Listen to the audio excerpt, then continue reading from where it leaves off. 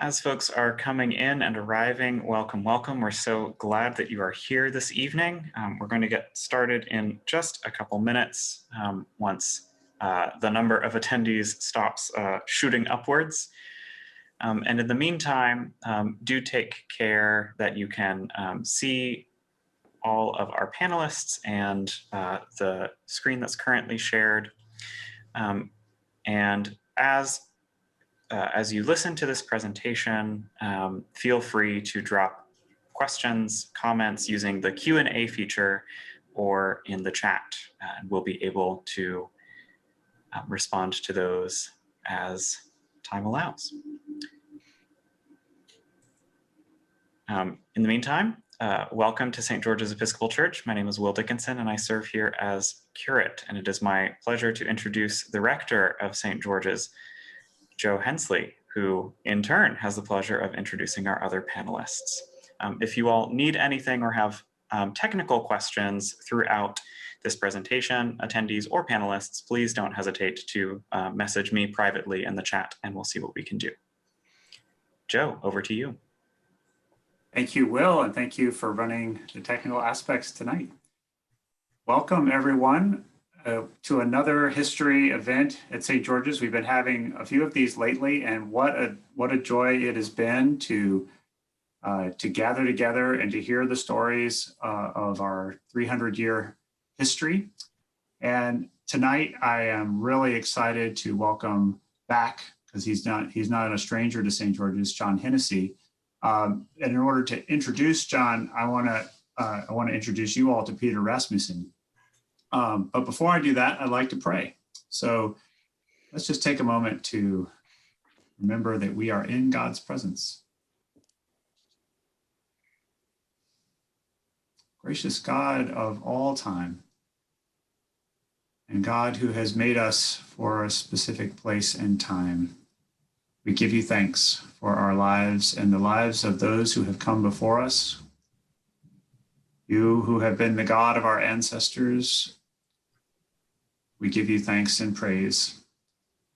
And we ask tonight that your Holy Spirit would inspire us as we hear stories of our past to reflect on how these stories influence and inspire us for the future, for our present and future.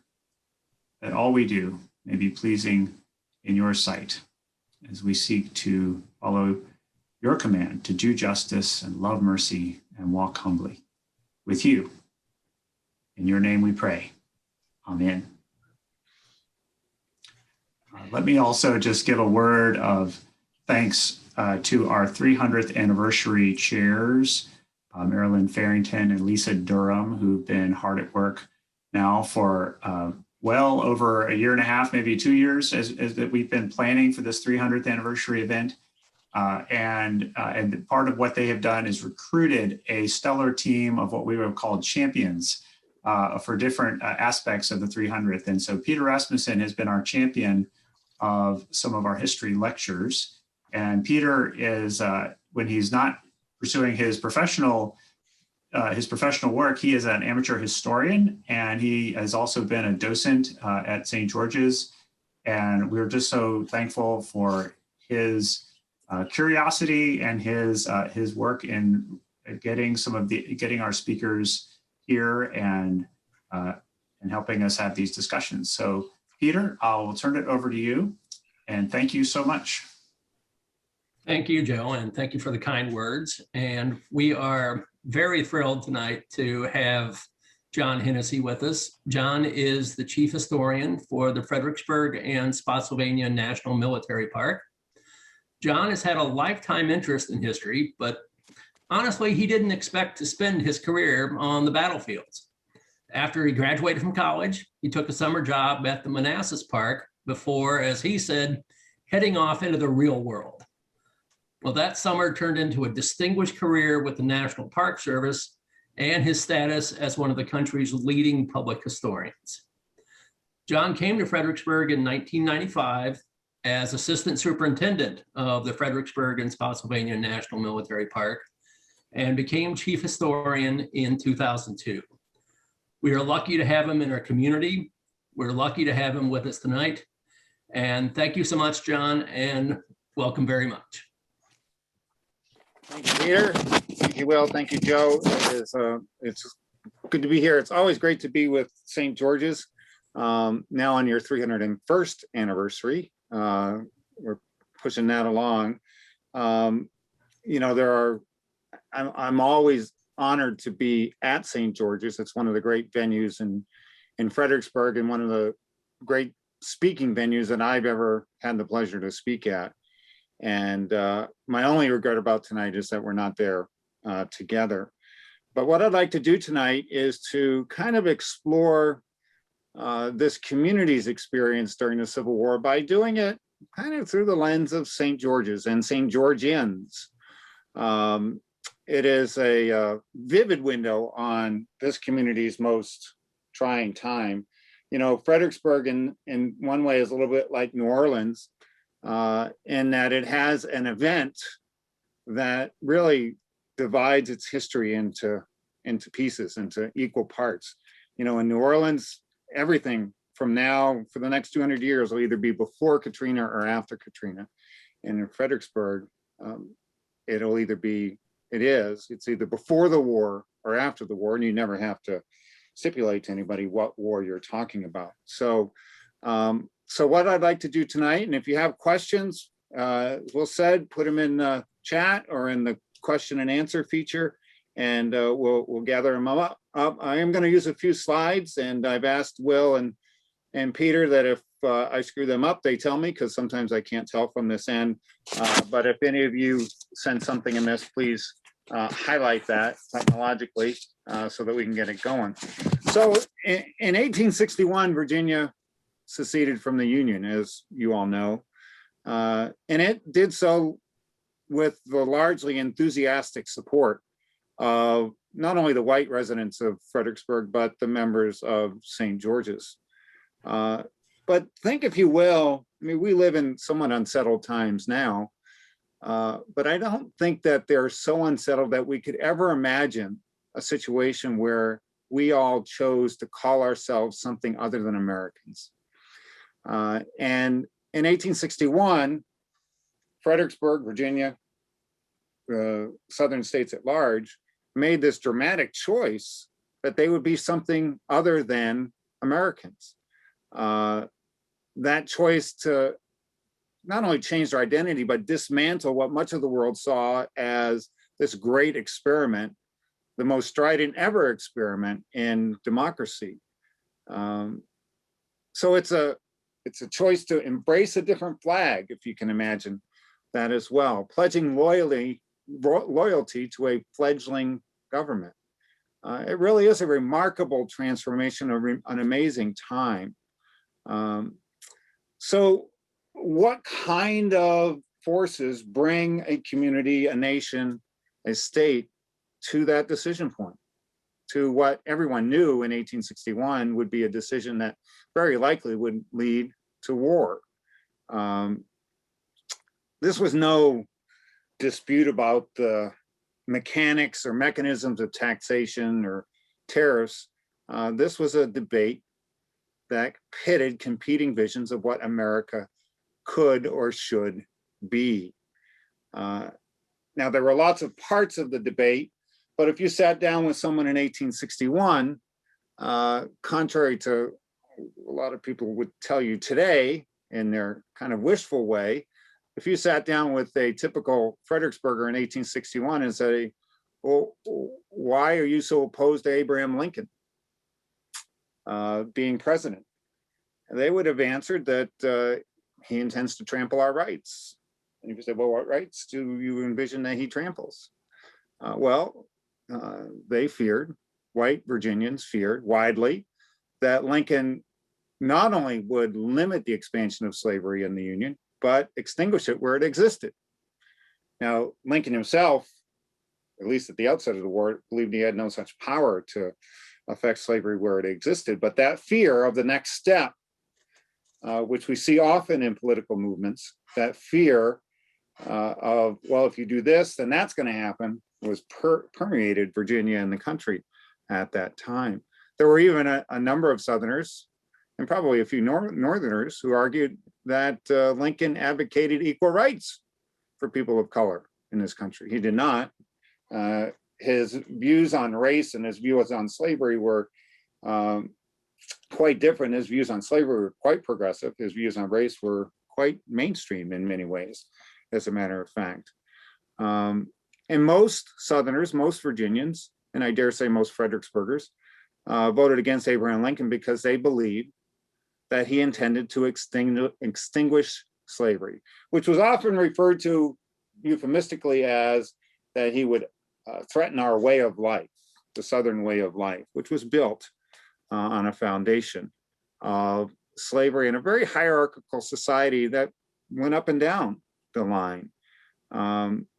So what a gamble that was.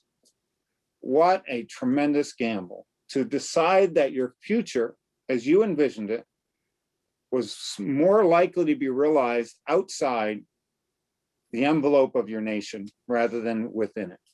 No nation can make a more dramatic decision that was. It was a dangerous, dangerous gambit as well.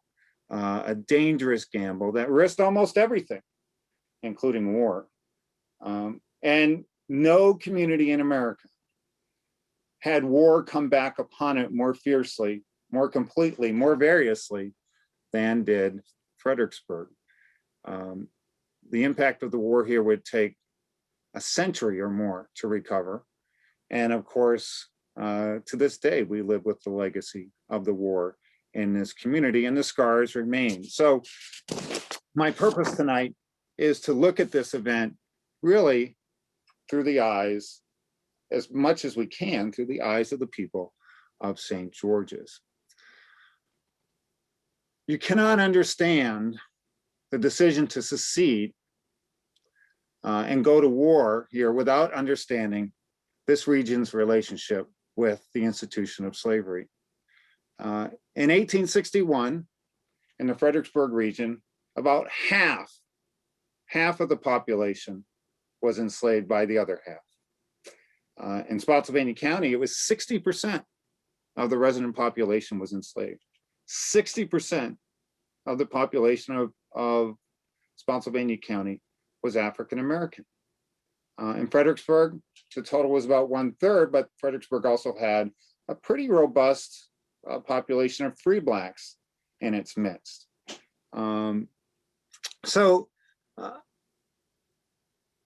The people who sustained slavery, who owned other people in this community, did they understand it was wrong? I think by and large they did on a moral level. They were thoughtful people. They were very mindful, as Americans had always been, and Southerners had always been, of the great contradiction of slavery existing in a society conceived on the idea of liberty. Patrick Henry, whose uncle was rector at St. George's, of course, back in its very earliest days. Patrick Henry, who was the great voice of liberty in Virginia, he certainly recognized the conundrum that slavery presented to Americans.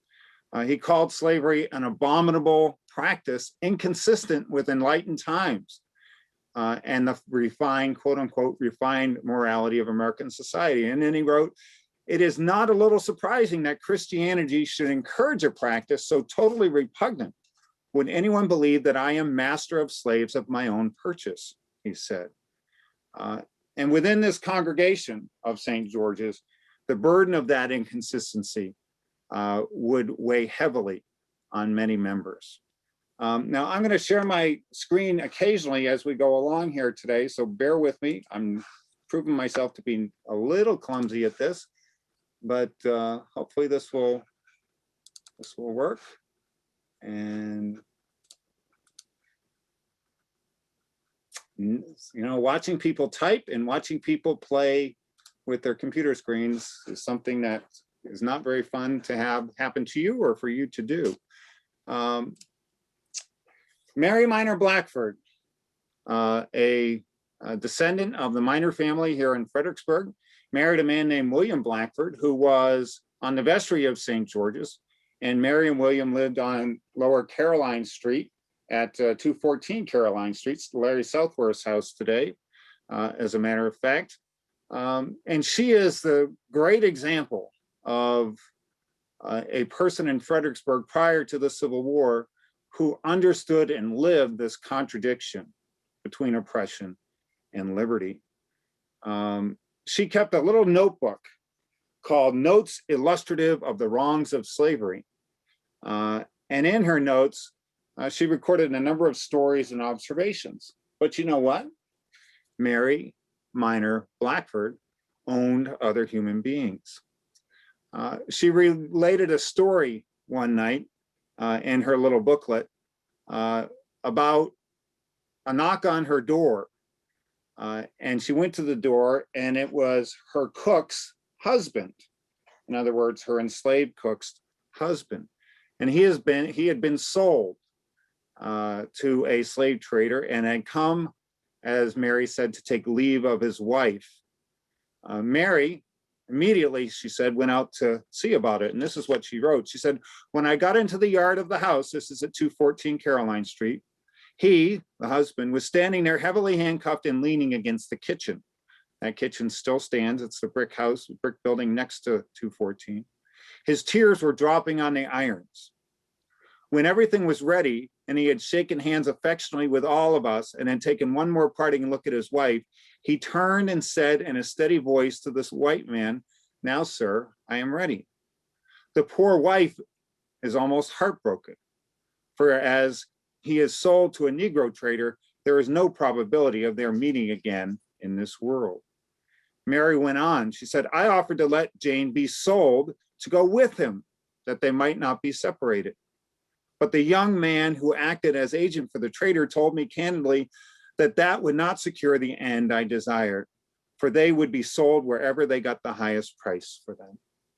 Which inspired Mary Minor Blackford to conclude, the frequencies of these sales and the high prices offered by the traders, and above all, the deadening effects of slavery upon the feelings, have steeled the hearts of the people to its enormity. But there's something about that story that's really interesting and very telling. I mean, I think we all admire Mary's sense of humanity, which was not universal at that time, which she was writing this in the 1830s. But no, when she was writing, she said, I offered to let Jane be sold to go with him. She didn't offer to free Jane. She offered her to be sold. And this kind of highlights the deep investment that this community, that this society had in the institution of slavery. It would permeate and divide a number of congregations. The Methodist Church in Fredericksburg split over the issue of slavery. The Methodist Church at large split, and in turn, the local church as well. There were two Methodist churches here at the time of the American Civil War. For a time, there had been three, because the first African-American church in Fredericksburg was actually a Methodist church, not a Baptist church. But the Episcopal Church, of course, did not split over the issue, though there were many, of course, who saw the issue in all of its kind of conflicting shades and forms, as did Mary Minor Blackford. Mary Minor Blackford was, and her husband, William, who was also the editor of a local newspaper, were very active in what was called the American Colonization Society. Now, the American Colonization Society was founded, I think in 1817, if I'm not mistaken, and had the support of James Monroe, had the support of lots of Fredericksburgers, as a matter of fact, but was a national organization that in fact existed until the 1960s. And the idea was it was kind of an awkward alliance between those who believed that freedom in America for people of color was no bargain, and they would be literally better off by being recolonized back to Africa. So there were those who, as Mary Minor Blackford's brother once said, the condition of emancipation or the condition of slavery in America is not necessarily ameliorated by emancipation.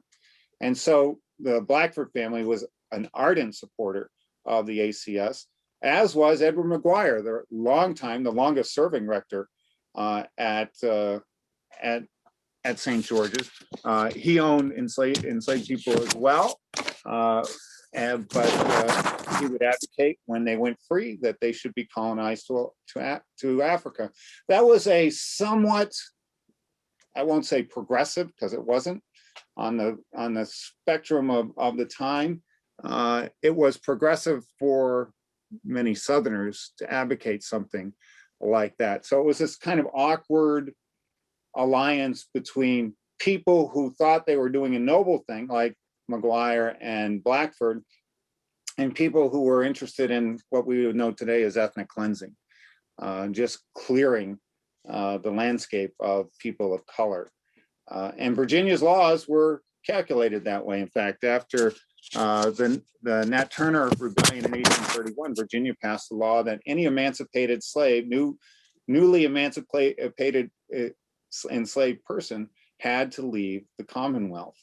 And of course, when Virginia passed a law like that, the surrounding states passed laws preventing them from coming in, which helps explain why so many often remained here in slavery rather than to leave their families and go into a very uncertain future. Now, as far as St. George's goes, to give you a sense of kind of the status, I went through, one of the things that's great about St. George's is you have a group of history folks who have just done a tremendous job. I think St. George's and Shiloh Old Site are the two churches in town that just have done a fabulous job on documenting your history. And there's lots of little things on your website that you can kind of get. There's a lot of rabbit holes you can go down. And one little rabbit hole I went down in getting ready for this talk was to look at the vestry as it existed in 1864, to kind of get a sense of, okay, well, how did St. George's stand on this issue?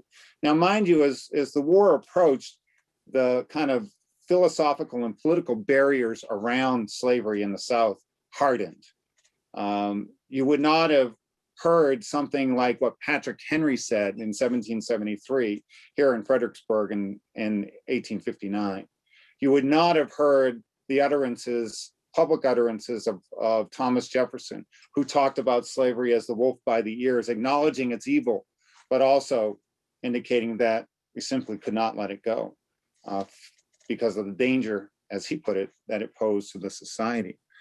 Of the 37 members of the vestry that are listed for the 1864 period, the war period, 25 of them came from households that used the labor of enslaved people for profit or comfort. Collectively, the vestry owned or rented, and that is, the term was used hired at the time, but the vestry owned or rented about 180 individuals. That points to something else about the vestry of St. George's at the time of the Civil War. It was incredibly wealthy. The vestry included two of the three wealthiest men in the region, Douglas Gordon, who lived just up the street, lived for a time at Kenmore, and then up the street on Princess Anne Street from you all, and Joseph B. Ficklin, who lived at Belmont, or what we know of Belmont, and was likewise an industrialist. Together, they were worth over $1 million. Collectively, the vestry owned almost $1.6 million in real property in the region. Now, to give you a sense of how big that was, all of the real property in Fredericksburg in 1860 was worth $1.3 million. So these are large landowners, extremely wealthy, extremely powerful. And they, of course, had a deep and abiding investment in the institution of slavery. In Spotsylvania County, just to give you another sense, the value of all the enslaved people in Spotsylvania County in 1860 exceeded the value of all the land in Spotsylvania County. The value of the land had built into it the calculus that enslaved people would be available to work in. Now, secession.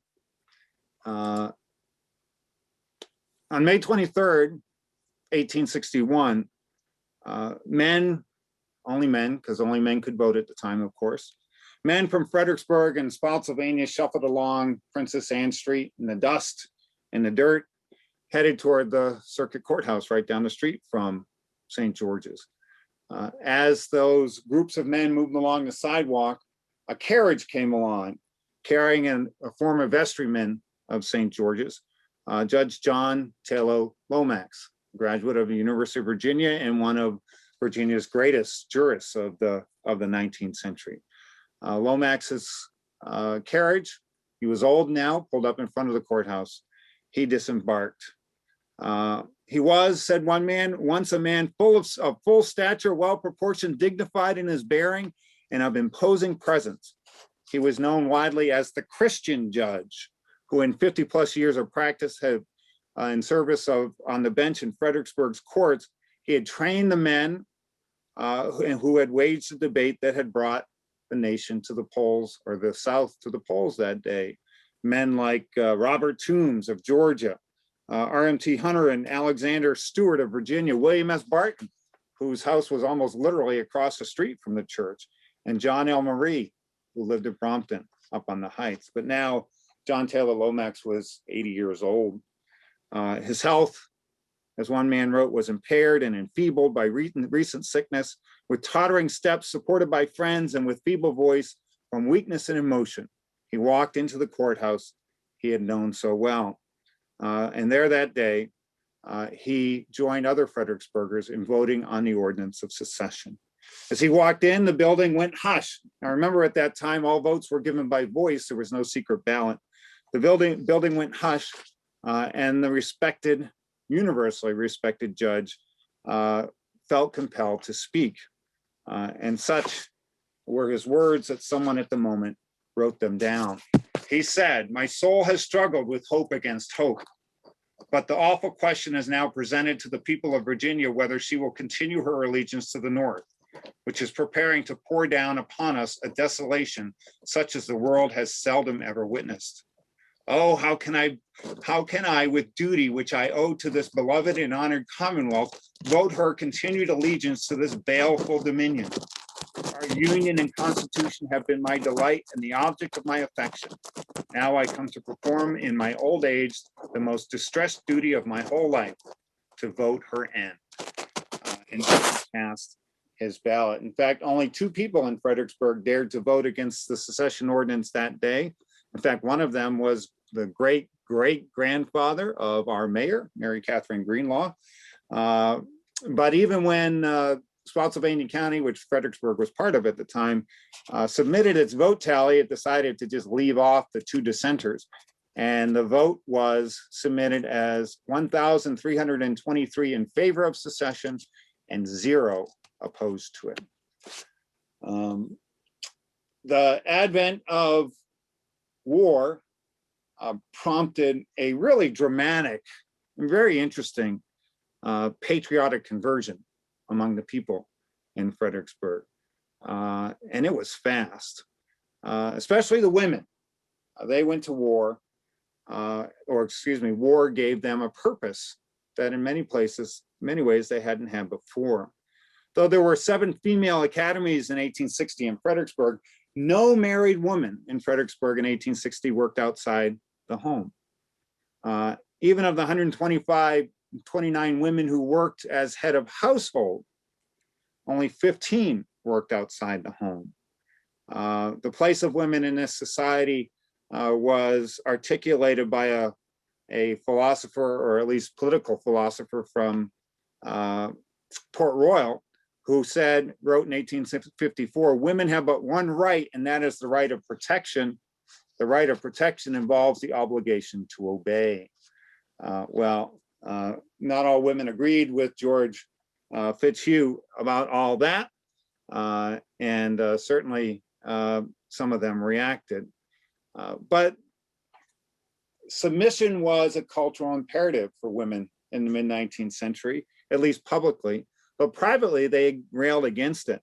Betty Herndon Morey, who lived in the same house that Mary Minor Blackford had lived in at 214 Caroline Street for a while. Then she moved up to what we know as Hayden Hall today. She wrote rather bitterly of her place. The Morys, of course, were longtime members of the church, St. George's. Morey had been rector of St. George's in the 18th century, as a matter of fact. But Betty Herndon Morey kept a diary. She was a young mother. This picture's taken about the time of the Civil War. And she railed against her place in society at the time. Although she loved her husband dearly, she wrote of him on July 1st, 1861. She said, "My husband returned from Richmond yesterday. Whether he got the appointment he sought, I don't know. I haven't the remotest idea. I asked him to tell me where he went and what he did. He said, well, I went everywhere. And he told me he had tomatoes for dinner. The rest he thought above my comprehension and reserved for some more fortunate male friend. Everybody gives me credit for more brains than my husband does." And this was a man she truly, truly, truly loved. A couple of weeks later, she wrote of him, "Will is in the office now reading the paper. I have my baby, a novel, and a paper of candy. What more can any reasonable woman want?" she said. But Betty Herndon Morey and so many other women would become ardent Confederate patriots in a matter of weeks. Virginia Suiter Knox, the Knox family, Robert Knox, Thomas Knox. Thomas Knox was one of the wealthiest men in town. He was on the vestry at the time. And they sent 6 sons off to fight for the Confederacy. And Virginia, in August of 1861, wrote a great letter to one of her sons. He had sent home as a biscuit that they had gotten to eat. And it didn't exactly meet his standards. And his mom wrote back from their house in what is now the Kenmore Inn, wrote back and said, "The biscuit you sent made us all feel very sorry for all of our brave Southern soldiers that they eat such unwholesome bread. But never mind, my dear boys, brighter days are in store for our beloved Southern Confederacy.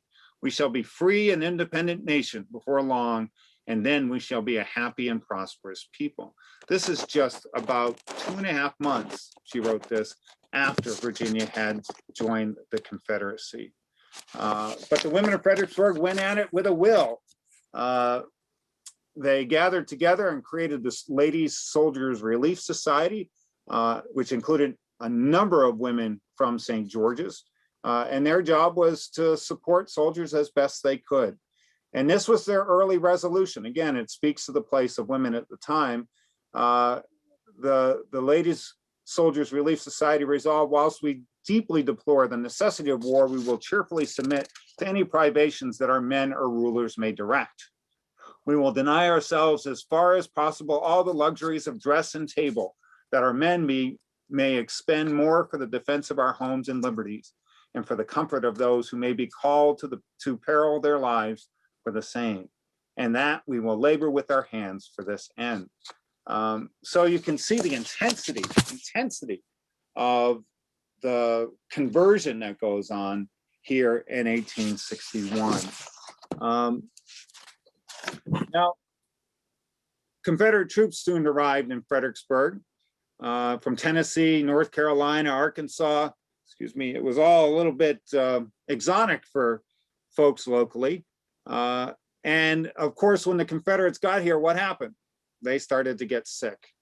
And in fact, the first hospital opened in Fredericksburg, probably in its history, because public hospitals were not a thing before the Civil War, was in a tobacco factory that stood on what is today Lafayette Boulevard, down where Lafayette, I think it's Lafayette Square, right at just near the corner of Lafayette and Caroline Street, or excuse me, Lafayette and Princess Anne Street down there. The Alexander and Gibbs Tobacco Factory on the slide here is the building that was used as the hospital. Betty Herndon Morey wrote about it. She said there are upwards of 350 soldiers here. They suffer a great deal for want of medical attendance and good nursing. Many of the soldiers are laid on the floor when brought in and are not touched for 24 hours. 1 or 2 died when no one was near them. I never saw anything like the spirit of our people here. The women give up the greater part of their time to nursing the sick or sewing for the soldiers, and it is the same case throughout the South. The first soldiers to die in Fredericksburg were not Yankees. They were, in fact, Confederate soldiers. They did not die in combat. They died of illness, quartered in the town. In fact, one of the pensions for the soldiers, the women of town, was to get these soldiers out of the hospital. And so they started to bring them into their homes, which was probably not the best idea, as a matter of fact.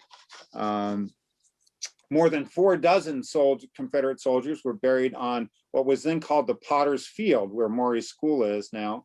And the register of burials or funerals that was held at St. George's includes a long list of soldiers that were that had their funerals in that structure on that day, during that time, including 5 burials that took place on Christmas Eve, 1861, which was one of the saddest times of Fredericksburg's history, because the winter of 1861, that first winter of the war, Fredericksburg experienced a pestilence, as it was often called.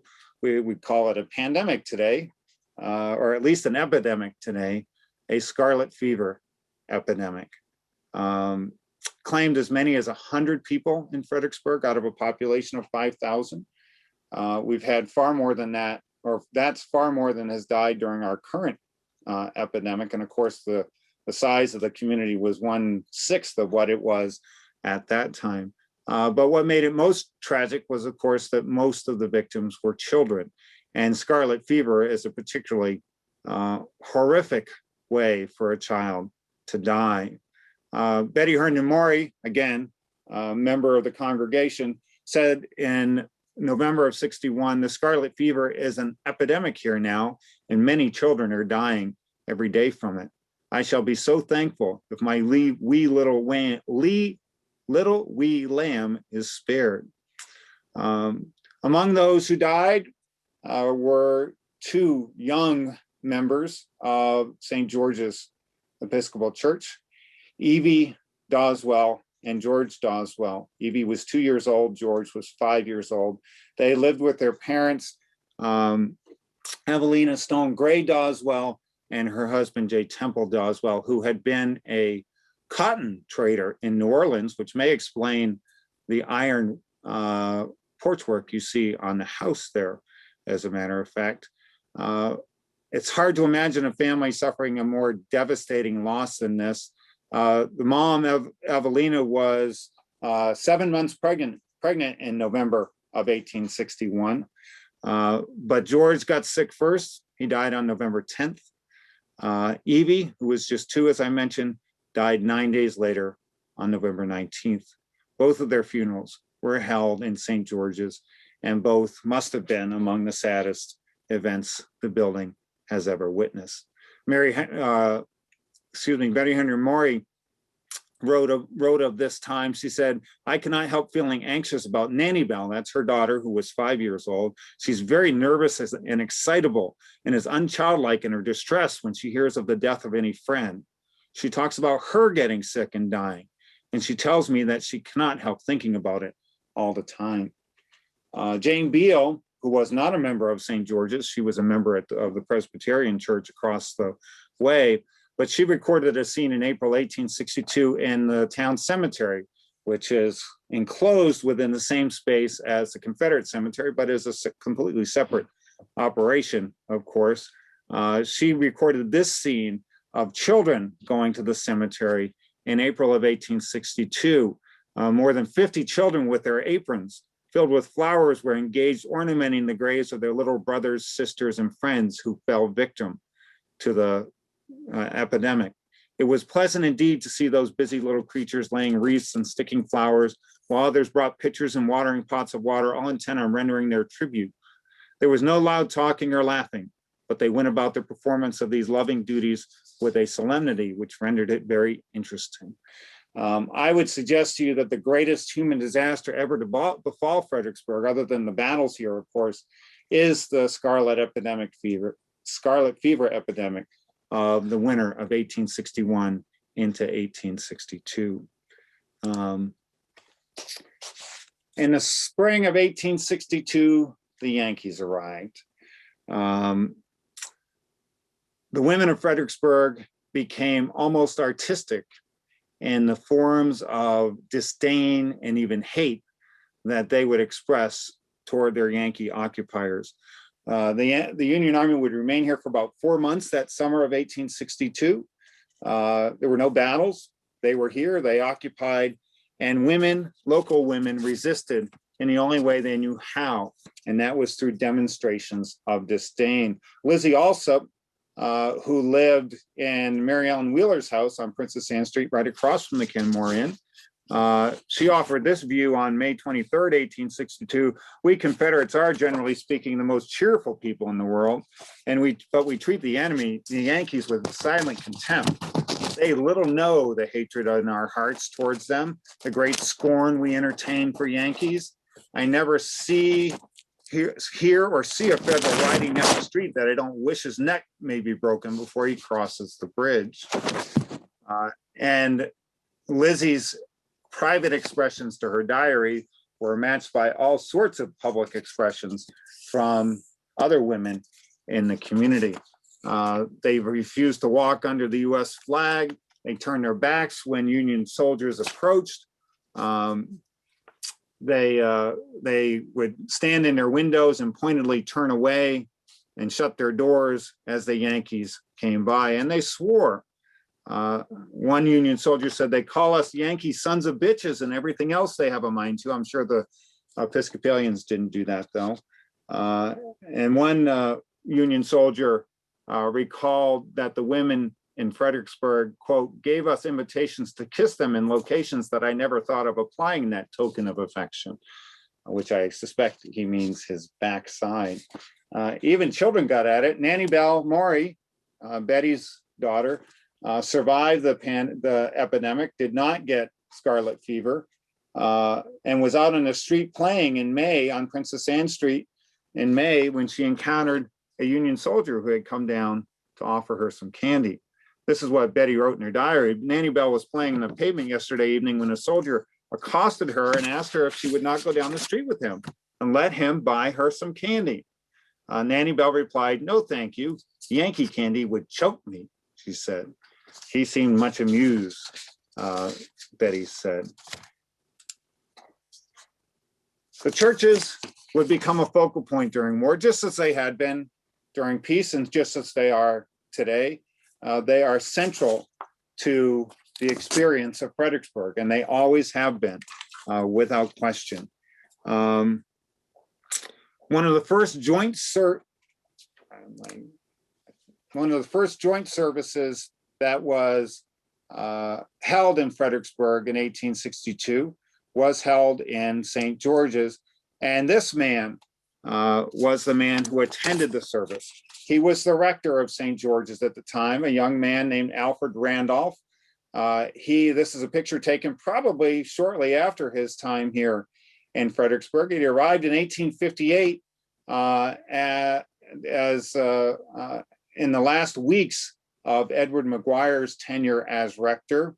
Reverend McGuire died about 2 weeks after Randolph got here. And suddenly this 22-year-old man was in charge, although he was not actually ordained until 1860, as a matter of fact. Well, one of the great mysteries or dramas that took place in Fredericksburg that spring and that summer was whether or not the local churches would recognize secession, would continue to recognize the federal government. It was a tradition at the time that every service in every church in the country would each week give prayers for the President of the United States and for the United States of America. Well, Union soldiers were very curious how local pastors would handle that issue. We have a great description from a Union soldier who attended among the first the services held at St. George's after the Union soldiers arrived. He wrote, "The Episcopal Church is a fair structure outside, richly furnished and furnished inside, or richly finished and furnished inside, good organ, well played. The house was well filled. 9/10 of the native audiences were ladies. generally richly dressed with good taste, many officers of our army were present. And then this soldier went on to talk about Mr. Randolph. He and his wife, Sally, Randolph's wife, Sally, had moved here, as I said, in 1858 with their, and they at this time had 2 young children. They lived in what is now 303 Hanover Street. At the time, I guess the parsonage, you'll have to excuse my terminology. I'm not sure what Episcopalians call what we called a rectory when I was growing up, but in any event, he lived there with his wife and daughter. But this is what the soldier said about his performance on this day. The minister was a young man of goodly appearances, shaped in voice and gesture, had a very fine seat near the center of the church, sitting on a soft and rich cushion, which is one of the most commented upon aspects of St. George's, by the way, by soldiers. Organ behind and minister in front, words from the latter and sweet sounds from the former. With a prayer book in hand, I followed the minister in various lessons of the day till we came to the prayer set apart for the President of the United States. But lo, he passed it without reading. I lost the place and lost that happy frame of mind I had and did not find it again during the service. The minister, before closing, offered up the prayer for the wounded and sick prisoners of war, for the army, and for final victory. He omitted to tell the God of battles which side the prayers were intended for, Union or secession. I think they will pray for Abe Lincoln before we are done with them, he wrote. Now, apparently, Reverend Randolph's performance that day made no friends on either side. Betty Herndon Morey wrote in her diary that day, Mr. Randolph has omitted the prayer for our president and for the success of our cause ever since the enemy has been here. Father and my husband, her father was Matthew Fontaine Morey, father and my husband say that such time serving is unworthy of the place and the people, that is, of Fredericksburg. So he got it from the Yankees for skipping it, and he got it from the locals for failing to recognize the Confederacy in his prayers. Throughout that summer of 1862, civilians continued their simmering battle with the Yankees with gestures. They held their own, but meanwhile, of course, the world they had known was crumbling around them. In that summer, as many as 10,000 enslaved people fled into Union lines. Jane Beale, again, one of the great diarists in town, a member of the Presbyterian Church, wrote that the Federal Army has abolished slavery wherever it has gone. And certainly if their design was to punish us, and by us, you mean, of course, the white residents of Fredericksburg, by subjecting us to every inconvenience and indignity, they have done so. Many families are left without the help they have been accustomed to. The Union Army would leave that summer, mercifully, from the perspective of the white residents, although when the Union Army left, thousands of enslaved people went with them. As many as 10,000 crossed the river into freedom that summer. The Union Army would not return again until the eve of winter in November and December in 1862. At that point, the town didn't empty out, but came pretty close to emptying out. As many as 2,000 people left Fredericksburg when the Union Army arrived the second time. It was apparent that a battle was in the offing this time. Among those who left was Randolph's wife, Sally, and her 2 children. He sent them off to a family home, a Randolph family home down in Powhatan County. Randolph, by the way, was a descendant, collateral descendant of Jefferson. He was the grand niece of Anne Randolph Fitzhugh, who was the owner, the mistress of Chatham during William Fitzhugh's ownership of the place from 1771 to 1806. On December 11th, 1862, the Union Army entered Fredericksburg. They found houses empty, the landscape cold. They went inside, searching for warmth mostly, but they found food and they found everything.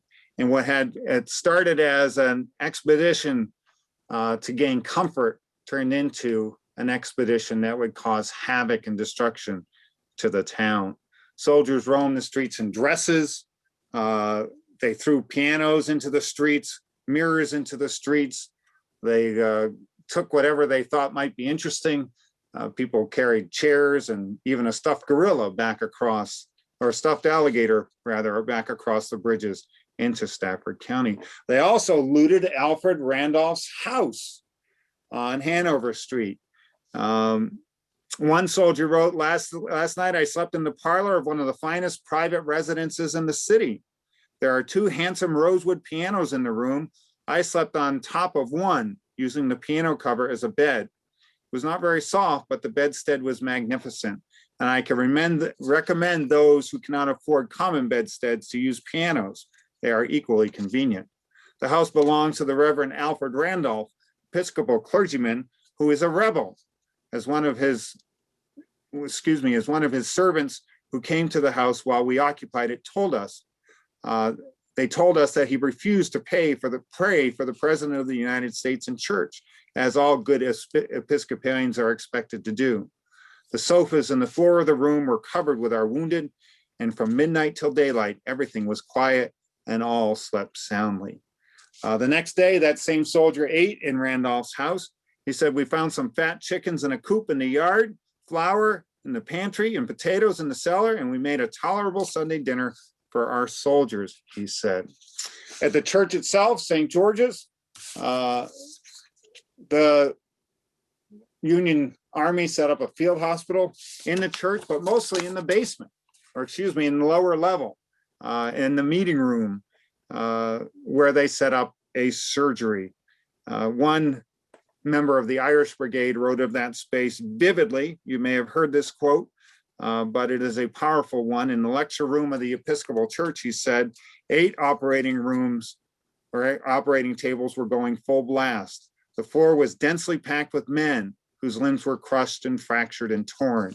Lying there in deep pools of blood, they waited patiently. No grumbling, no screaming, hardly a moan. Many of the badly hurt were smiling and chatting. One who had both legs shot off was cracking jokes with an officer who could not laugh, for his lower jaw was shot away. Hands and feet and arms and legs were thrown under each table. Toward morning, the conversation lagged. Many dropped off to sleep before they could be attended to, and many of them never woke again. Finally, the only sound heard was the crunching of the surgeon's saws, and now and then the melancholy music of a random shell wailing overhead. The nave at St. George's remained largely intact, though it was filled with soldiers. St. George's is the only church in town whose wartime pews survived the war itself. In 1864, Union surgeons would again return to St. George's during the Battle of the Wilderness in Spotsylvania. As many as 20,000 Union wounded soldiers were carried through Fredericksburg and cared for here at various times. One of the most famous newspaper reporters of the day spent some time in St. George's. He said, in the Episcopal Church, a nurse is bolstering up a wounded officer in the area behind the altar. Men are lying in the pews, on the seats, on the floor, on boards on top of the pews. 2 candles in this building throw their feeble rays into the dark recesses, faintly disclosing recumbent forms. There is a heavy, stifled breathing, as of constant effort to suppress involuntary cries extorted by the acutest pain. Hard it is to see them suffer and not be able to help them, he said. Another newspaper reported passing the church, and he said, we heard the music of an organ, and entering the building with every pew and aisle crowded with wounded. A ghastly light from a dozen lanterns making the darkness seem only more horrible. We saw in the organ loft a group of men with their arms in slings, one of whom had sustained a mere trifle of a hurt, was playing the organ keys. Presently, as we stood there in the pallid gloom, down from the gallery and along the aisles floated the tender notes of Home Sweet Home. Sobbing, sighing, the spirit of the song seemed to fill the place, and every maimed and suffering man melted at the touch of a familiar melody. Bandaged hands touched eyes unused to weeping. To how many souls came glimpses of that moment home? The music ceased at last, and for a little time, all was still. After the war, the federal government would remove 13 Union dead from the burial yard at St. George's. All the while, the town and the people of St. George's, who remained at least, they struggled to get along in a war-torn place. Alfred Randolph blessed us with some wonderful letters that he wrote after the Battle of Fredericksburg between February or January and April of 1863. He wrote to his wife, Sally, who was down in Powhatan County. He said, all descriptions of the desolation and desecration of the town fall short of the truth. The Confederate soldiers are now pulling down buildings and enclosures all over town for fuel. Some of the better sorts are quartered in our kitchen. And then he wrote further, I am afraid the tragedy here has not yet ended, and we must make up our minds to be exiles for some months. Douglas Gordon is here and says he can't keep away. The place is dearer to him than it has ever been. Reverend Randolph wrote in February of 1863, I think there is something to be done in the way of pastoral work in town. And over the next month, the many churches in Fredericksburg scrambled and shared spaces in effort to carry on services as best they could. Reverend Randolph would write, I preach tomorrow in the basement of the Presbyterian Church. There are Methodist services going on in Methodist style. The congregation composed almost exclusively of soldiers. Citizens will not attend church for fear of what are known as Confederate bodyguard. They muster here in such strong force and threaten to walk off with the town. That is the lice he's talking about. Doubtless our house has its share as it was occupied for a day or two by Union troops. That spring of 1863, the Confederate Army and the entire region experienced a tremendous revival of faith. And once again, the pews and the walkways of St. George's were filled. Another Baptist preacher who came to the Fredericksburg in 1863 gave a service in St. George's, and he said, I've never preached under more impressive circumstances. The Episcopal Church, capable of seating maybe 1,200, was filled with listeners, and I felt while speaking that I was perhaps the last message of salvation that some of those poor fellows would receive. When at the close of the sermon, Brother Owen made a few earnest remarks and invited inquirers to come forward, there was a simultaneous move of about 70 deeply penitent men. It was a touching scene. And Reverend Randolph would write later on, I preached twice on Sunday to over 900 people. I bet, Joe, you don't get that very often at your place. It touched me more than I can tell you. And I think the people all felt with me. All in town from all denominations were there, and a large number of soldiers. It was crowded, many standing. It lifted me up. It was wonderful. My old people here, of course, all cried. I felt my voice growing husky and trembling toward the last and had to brace up to get through. Suffering has warmed the hearts of these people. So you've got to, I mean, that's one of the best passages I've ever seen that kind of gives you a sense of, yes, the hardship was difficult, the trials were severe, but that adversity, of course, drew the congregation and the people of this community together. Now, Reverend Randolph would leave the position of rector at St. George's either in late 1862 or early 1863, but he seems to have stuck around. One night in April 1864, at the depths of the war, when maybe 1,000 people remained living in town, he walked through the town itself. This is what he wrote. This is April 1864. I walked home through the ruins in the moonlight. Excuse me, I knew that was going to happen. I'm going to start that again. Bear with me.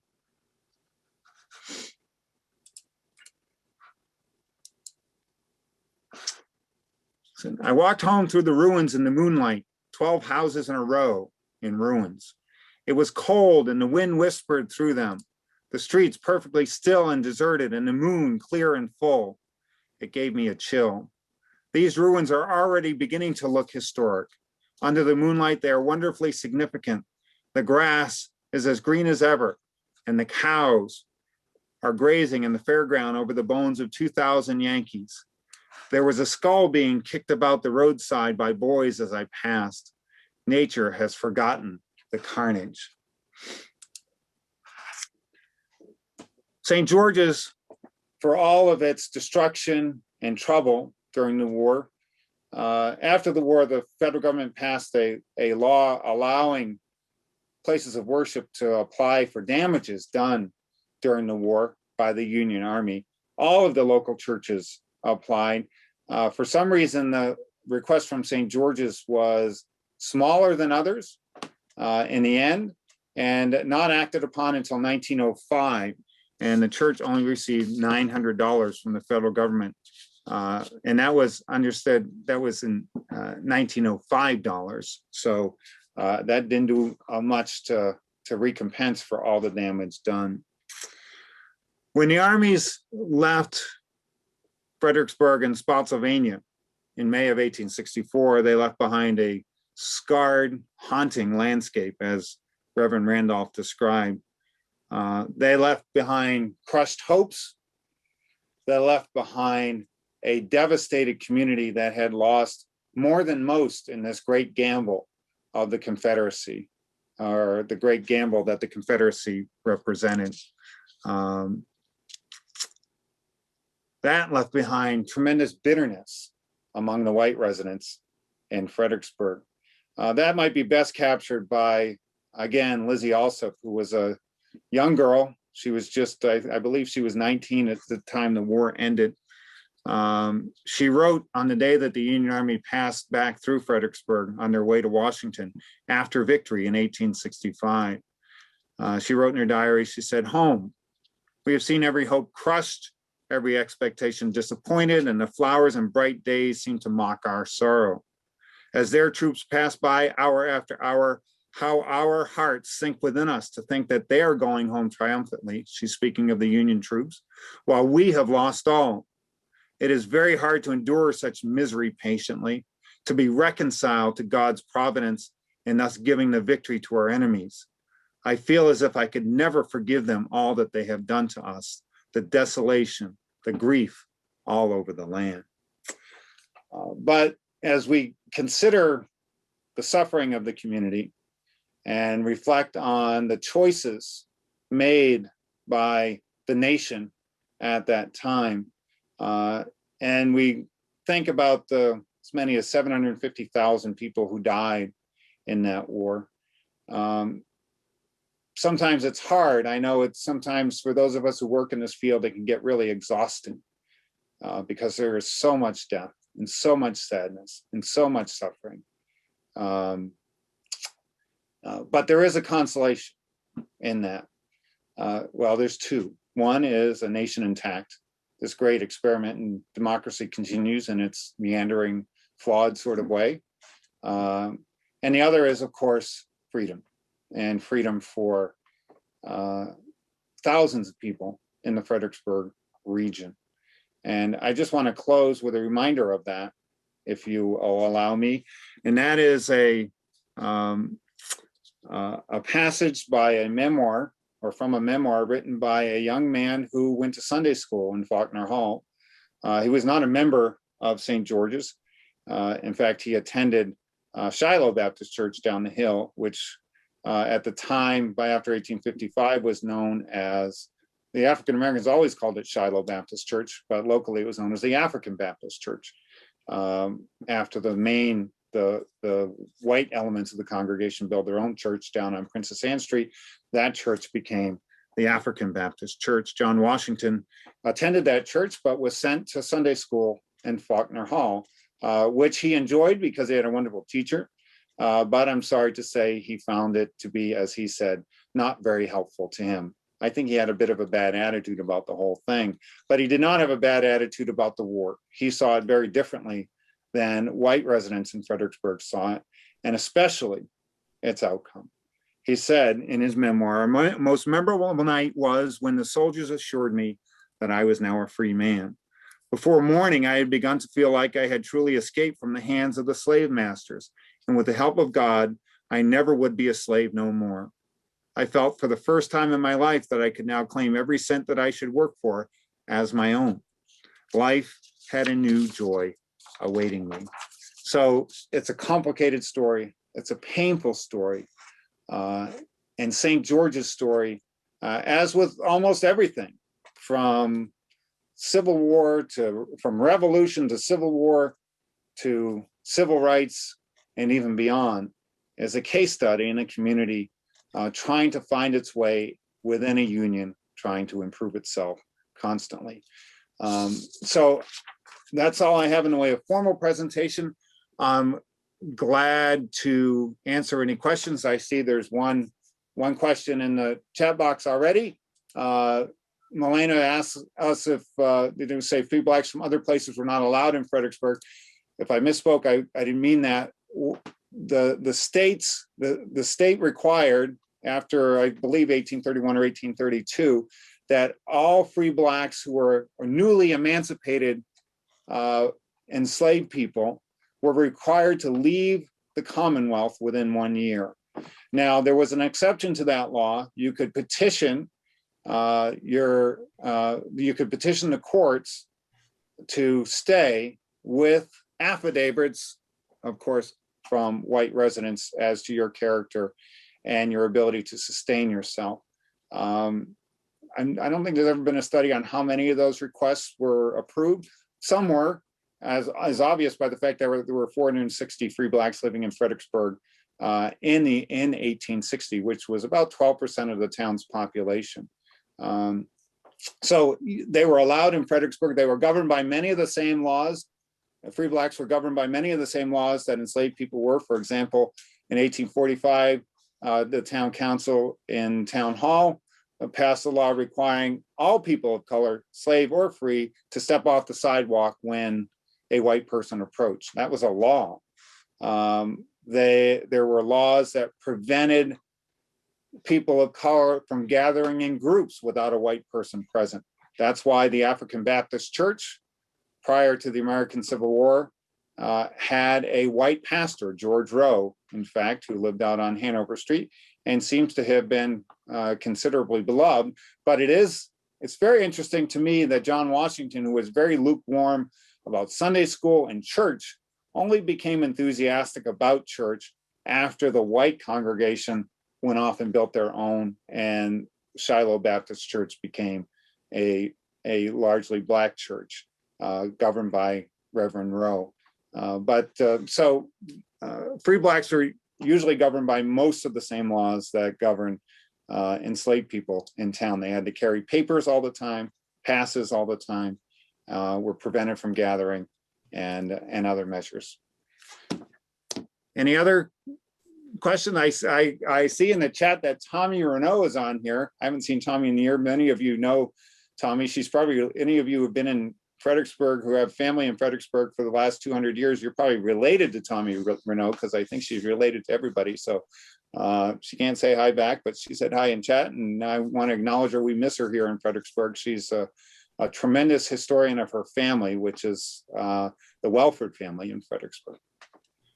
John, we have a couple of questions in the Q&A box. Okay. One from Jim Lewis, where he was basically asking how much structural damage the church sustained during the battle. Yeah, that's a good question. The accounts vary. I've seen accounts that said pointedly that the Baptist church was all shot up, and that St. George's only had one or two holes. But I think that I mean, we know, for example, that the steeples of the churches, when the bombardment took place on the 13th of December, on the 11th of December, 1862, when the Union Army bombarded Fredericksburg, after a couple hours, all you could see of Fredericksburg were the cupolas and steeples above the skyline. And so, to a great degree, Union cannoneers, in fact, some of them recorded, aiming directly for the clock on St. George's. And we know the Baptist church had about 25 holes in it. There's a good photograph of the Baptist church that you can see a lot of that. And of course, some of that is visible up in the steeple even today. I've never been up in the steeple of St. George's, so I don't know. But certainly St. George's had plenty of damage in its roof, There's a good description of medical people going in there and having to deal with breezes and all because it was perforated as such as it was. Certainly, many of the windows were broken and all of that. So I don't know that I'd be curious about the congregation, whether there's ever been that kind of structural examination of the church to document the shell damage that might be visible in the rafters of the roof or in the support systems of the steeple. And Jim's question, he said that in a previous renovation, they found where a ball did go through the roof and broke a roof joist. Yes, not surprised by that at all. And a real good question from Danielle Davis, where she says, basically asking about recovery after the war. What was the economic engine that helped to rebuild the area, and how long did it really take to recover? Well, that is a really interesting question. Of course, the economy here didn't change radically after the war. It's still largely based on an agricultural setting around us, the Piedmont, and funneling commerce through Fredericksburg as best it could, using the river as an outlet. But the truth be told, it was a very slow recovery. Spotsylvania County's wartime population, the 1860 and 60 population, Spotsylvania County, was about 12,000 people. Remember, 60% of those, more than 6,000, were enslaved. With the exodus of enslaved people that took place during the war, about probably 3/4 left during the war, it would take almost 100 years for Spotsylvania to regain the population that it had had in 1860. The African-American population in Spotsylvania between 1860 and 1870 dropped by about 30%. In Stafford County, that population dropped by 60%. And so that loss of manpower, handpower, if you will, had important implications. And in fact, a lot of folks like to talk about carpetbag Yankees, and I've been called that a few times myself over the years. But in fact, there were several organized campaigns in the Fredericksburg region after the war to recruit Northerners to come and live here and to work here and to help rebuild the economy. But there was no one quick or easy solution to it. A mill economy began to build up. Actually, the industrial economy of Fredericksburg really had begun to grow right before the Civil War. Once the canal ditch was built and the canal started to run and water power began to be able to be distributed through town. And that continued after the war. But honestly, true prosperity, I would say there's two things. The fantastic prosperity that Fredericksburg aspired for 300 years or almost 300 years did not really arrive until I-95 arrived in the 1960s.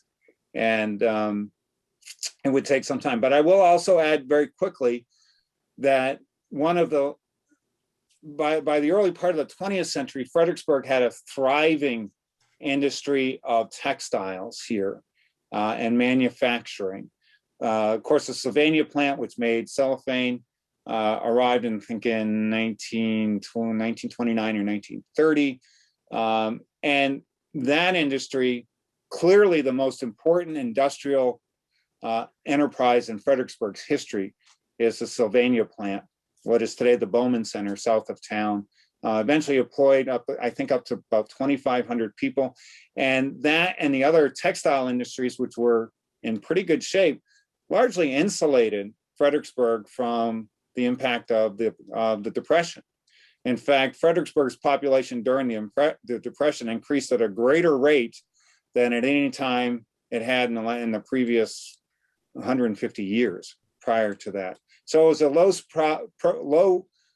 slow process and really true prosperity didn't come until I-95 finally showed up. And we have a question from David and Lisa Durham, and we have to answer any question from David and Lisa because Lisa's one of the co-chairs of the 300th anniversary, so she's my boss on this.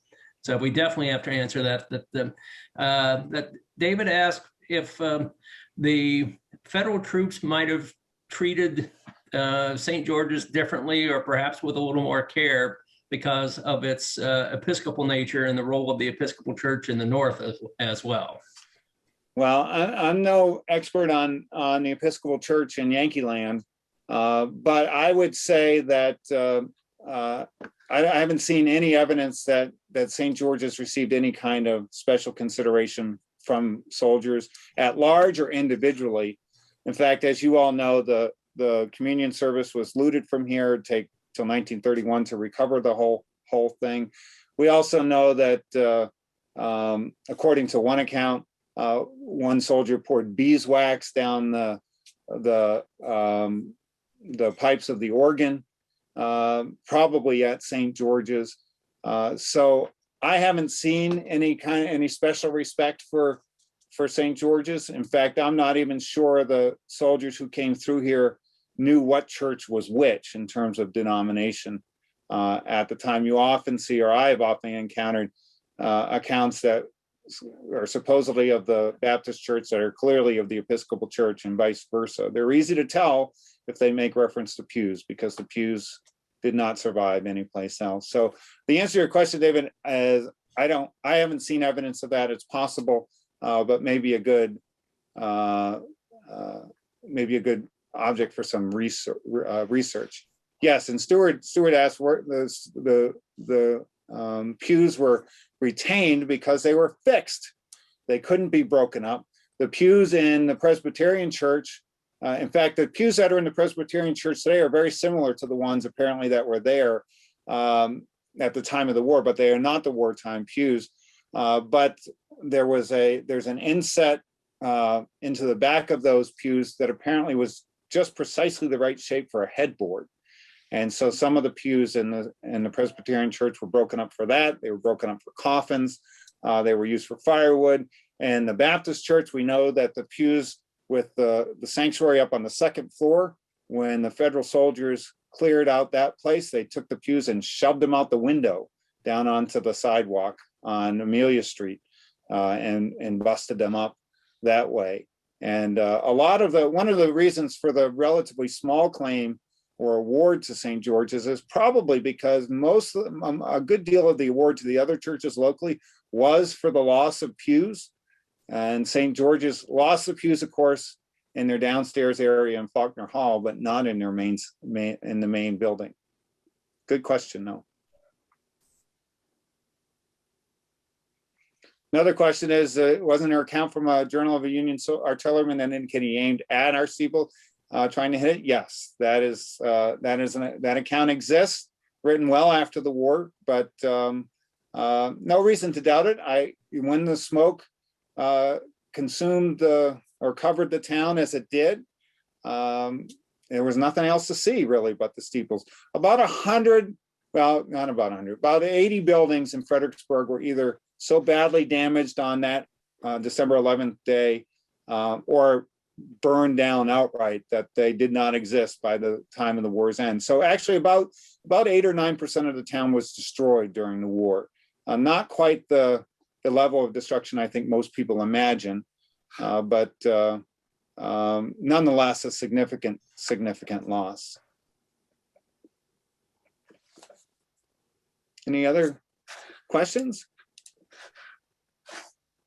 I'm not seeing any others come in right now, John. I just want to thank you so much for joining us. I can't possibly thank you enough for this magnificent presentation. And I'm going to toss it back to Will and Joe now to wrap things up for us. And thank you again. Joe can ask his question live now. I'll ask my question live, which is, do you think, and I didn't get it, I was typing fast.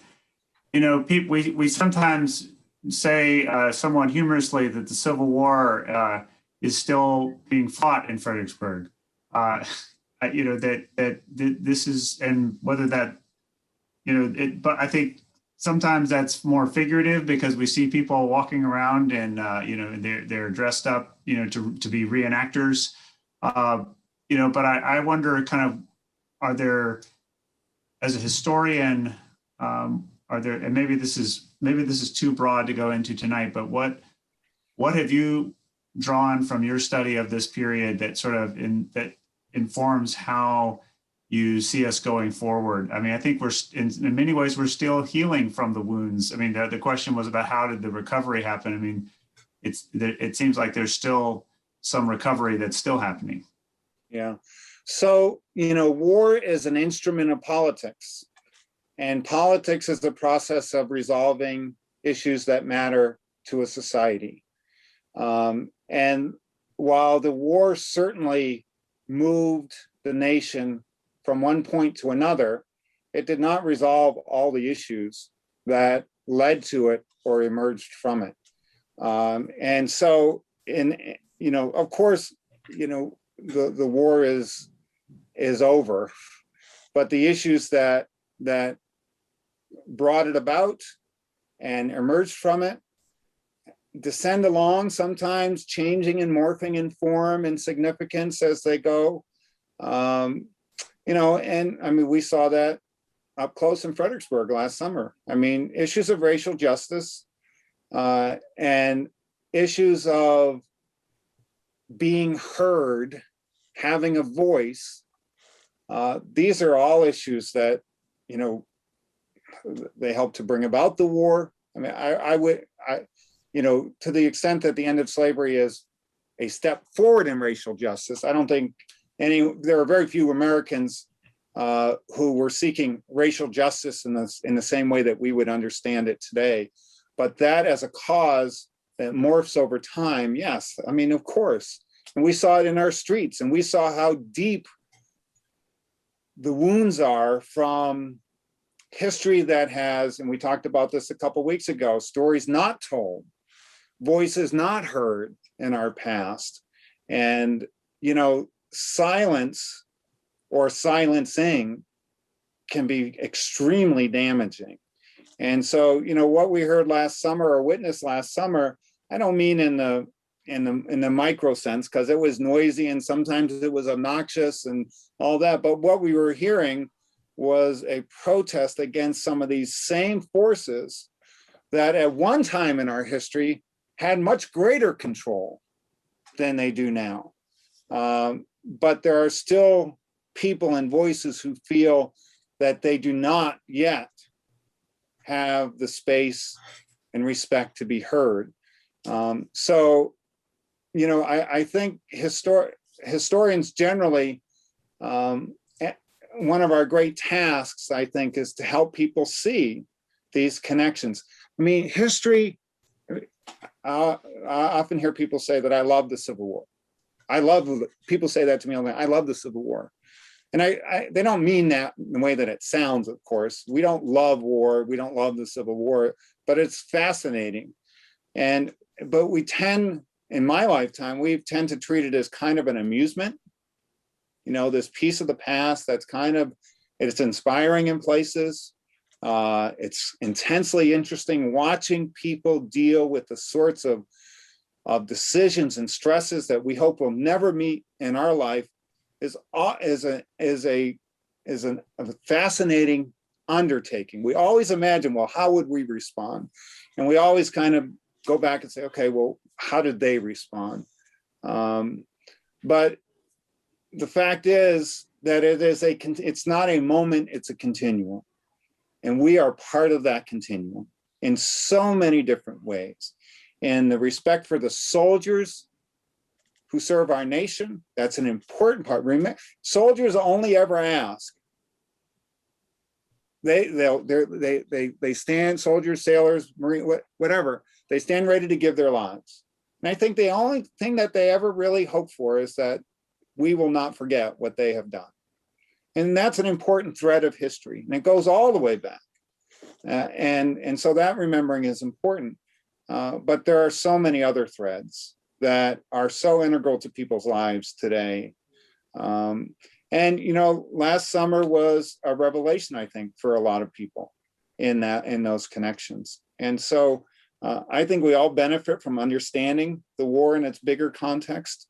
I think St. George's is almost like a beautiful case study.